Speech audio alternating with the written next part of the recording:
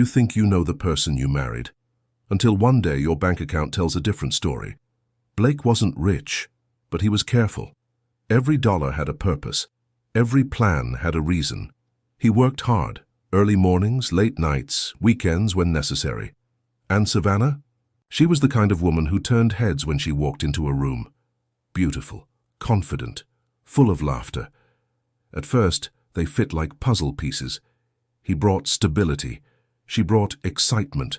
But over time, the cracks started to show. It started small. A pair of designer shoes Blake didn't remember budgeting for. A weekend spa trip she insisted was a gift from a friend. Little things. Easy to ignore until they weren't. One Tuesday morning, Blake's phone buzzed at work. Credit card declined. He froze. He knew the balance. He always knew the balance. He called the bank. At first, he thought it was fraud. But then the statements arrived. There they were. Dozens of charges. Louis Vuitton, Sephora, five-star hotels. Names that sounded like luxury and felt like betrayal. Tens of thousands. Gone. And Savannah. When he asked her, she didn't even flinch. She just said, "I needed to feel alive." What do you even say to that? Blake didn't scream. He didn't cry. He just stood there, silent, like someone had stolen the oxygen from the room. He thought they were building a future. Turns out, she was building a fantasy. But that wasn't the end. No, that was just the beginning. Blake didn't sleep that night. He just sat at the kitchen table, staring at the credit card statements like they were written in a language he never learned. His coffee had gone cold.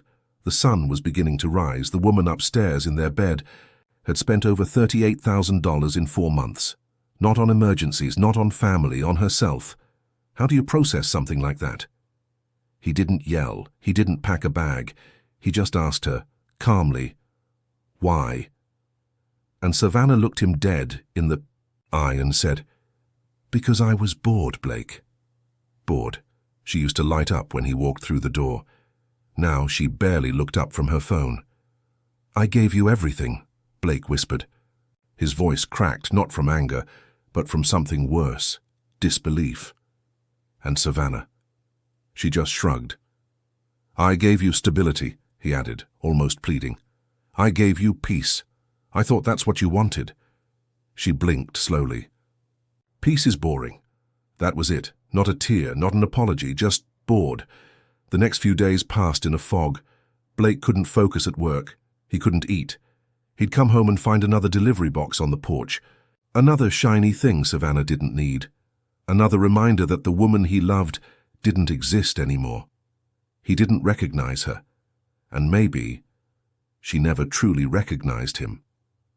That weekend, Blake drove to Clearwater Beach. Alone. He sat in his truck watching the waves crash onto the shore. He let the engine run, not because he was going anywhere, but because the silence scared him more than the ocean. How do you forgive someone who's not even sorry? How do you stay when love turns into a receipt? He thought about his parents. They'd been married 40 years. His dad always said, "You don't walk away over money." But this wasn't just about money. This was about trust. And when trust breaks, it doesn't make a sound. It just disappears. Savannah didn't ask where Blake went that weekend. She didn't text, didn't call, didn't care. When he walked through the door Sunday night, she was on the couch painting her nails. A glass of rosé in one hand, her phone in the other. No guilt, no tension, just silence. "I'm going to stay with my brother for a while," Blake said. She didn't even look up. Okay. That word. Okay, cut deeper than anything. Not "let's talk," not "don't go," just okay. Blake packed 2 duffel bags, his clothes, his laptop, a few books, and his dignity, what was left of it. His brother Nate lived about 40 minutes away, in a quiet suburb outside Tampa. Blake hadn't stayed in a twin bed since college. But that night, it felt like a sanctuary. Nate didn't ask too many questions. He just offered a cold beer and a long silence. Sometimes that's all you need. Blake sat on the back porch watching the stars. He thought about their wedding day. Savannah had worn blue heels under her white dress, said she wanted to walk into forever with a pop of color. God. She used to be magic, but magic fades. And forever? That word suddenly felt like a lie. On Monday, Blake met with a divorce attorney. Her name was Marissa. She had kind eyes and a firm handshake. After hearing the story, she leaned back and said, "Blake, you've got a case for financial abuse. You could pursue damages." He nodded, slowly. But even with the anger simmering, beneath his skin there was still a whisper in the back of his mind. "You swore you'd never give up. You said in sickness and in health." But this wasn't illness. This was intentional. This was betrayal by choice. That night, Savannah sent him a text, one line. "I want to talk. Come home." Blake stared at it for a long time. Then he locked his phone and didn't reply. Because sometimes silence says everything. Blake stayed away. One day turned into two. Two turned into 5. And Savannah? She didn't call again.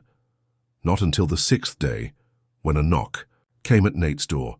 It was her, wearing the same perfume she used on their first date, wearing that soft smile, the one that used to mean everything. "Can we talk?" she asked, her voice low, soft. Nate gave Blake a look, a warning, then left the two of them alone in the front yard. Savannah stepped closer. Her eyes were glassy, but her posture still proud. "I messed up," she said. "I know I did." Blake didn't move, didn't speak. She went on. "I felt invisible, like we weren't living anymore, just surviving." Blake stared at her for a long time before answering. "I would have given you everything, Savannah, but you didn't ask. You stole." She blinked. "I wasn't trying to hurt you." "But you did," he said. Quiet, cold, and then something shifted. Savannah's face hardened, her shoulders squared. "I just needed something for me," she snapped. "All you ever cared about was work, goals, numbers." Blake felt his throat tighten. "Because I was building a life for us," he said. But maybe she never wanted that. Maybe she just wanted the idea of a life together, not the actual work it took to build it. Savannah didn't say sorry. She just stood there, arms crossed, waiting for him to forgive her. But forgiveness doesn't come with a knock at the door, not this time. Blake didn't invite her in, he just said, "You should go." And this time, he was the one who didn't look back. The divorce papers were served the following Tuesday. Savannah didn't contest them. She just signed. No argument, no drama, and that's what hurt the most. Not the fights, not the lies, but the fact that she let it end so easily. 3 weeks later, Blake returned to their old house. It was time to pack up his things. The place looked different, colder, quieter. The couch was gone. The walls were bare. The life they once shared already dismantled. He found an old photo in the drawer by the bed, the two of them on the boardwalk, arms wrapped tight, grinning like fools. He almost didn't recognize them. How do two people go from forever to nothing? He sat on the edge of the bed, not crying, just tired, the kind of tired that sleep can't fix. He looked around the room one last time, and then he walked out. A few days later, Blake saw Savannah at a grocery store parking lot. She was laughing with a man he didn't recognize, expensive sunglasses, perfect hair, a new car parked beside her. Luxury again. Blake paused for just a second, and then kept walking, because sometimes closure doesn't come with an apology. Sometimes it's just the moment you stop caring. Back at Nate's, Blake started waking up a little earlier, started running again, started cooking for himself, small things, but they felt like steps. He didn't rush the healing, didn't pretend to be okay. But slowly, he began to feel like himself again, only different, wiser, a little bruised, but standing. One night, Nate came out to the porch and found Blake sitting there in the dark. "You ever think she loved me at all?" Blake asked. Nate didn't answer right away. Then he said, "I think she loved the version of you that made her feel safe, but she didn't love the part of you that needed to be seen." Blake nodded slowly. That was the thing, wasn't it? He gave Savannah a fortress, but she wanted fireworks, and maybe neither of them was truly wrong, just wrong for each other. Spring came quietly. No fireworks, no grand moment, just warmer mornings and a little more peace in Blake's chest. He'd moved into a small apartment on the edge of town, nothing fancy. One bedroom, some second-hand furniture, and a balcony just big enough for a chair and a plant. But it was his. No shared closets, no secrets hiding in receipts, just space and silence that didn't hurt anymore. He went back to the beach one Saturday morning. Same shoreline, same view. But something was different. This time, when he stood at the water's edge, he didn't feel heavy, he didn't feel broken, he felt free. Blake started taking photos again. He'd studied photography in college, back before spreadsheets and meetings took over. Now he spent weekends chasing light across Florida skies, golden hour in the Everglades, storm clouds rolling over the ocean. It wasn't for money. It wasn't for anyone else. It was just for him. He posted a few shots online. People started noticing. A gallery downtown asked to feature his work. Funny, he thought. He lost a marriage and found himself in the process. Meanwhile, Savannah had disappeared.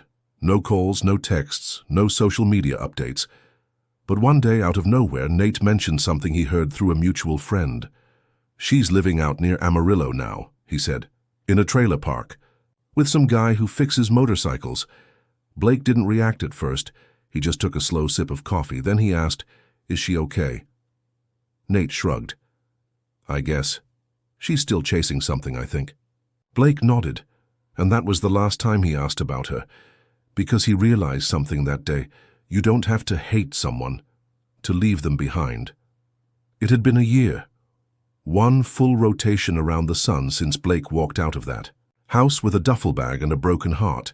And now, he was whole again. Not in the dramatic movie scene way, but in the quiet, steady rhythm of someone who rebuilt piece by piece. He'd stopped needing closure, stopped wondering why. Because the answer was simple. Some people only love you when it's easy. But real love stays when it's hard. Savannah didn't stay.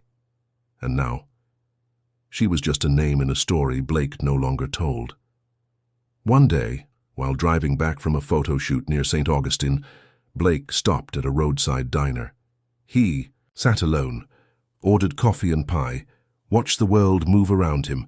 A couple laughed at the booth across from him. A little girl spun in circles by the jukebox. Life kept going. He pulled out his camera, snapped a few shots, then put it away. Some moments were better felt than captured. Back in his apartment that night, he found an old email from Savannah buried in a spam folder. No subject line, no attachment. Just 4 words. "I'm sorry, that's all." He didn't reply, didn't even feel much, just closed the tab, took a deep breath, and let it go. Blake didn't need revenge, didn't need a dramatic reunion. He had mornings now. He had peace. And Savannah? She had her choices, and their consequences. A trailer in Texas, a life that looked nothing like the one she'd imagined. But that wasn't his burden anymore. Some love stories don't end with happily ever after. Some end with, "I'm glad I survived it." And sometimes, that's enough. Blake never remarried, but he did fall in love again. With sunrises. With silence. With the sound of his own laughter returning. He never drove past that old neighborhood, never needed to. Because healing doesn't live in the rear view. It lives in small mornings and brave choices. He kept taking pictures, kept telling stories through light and shadow, stories that didn't include her name.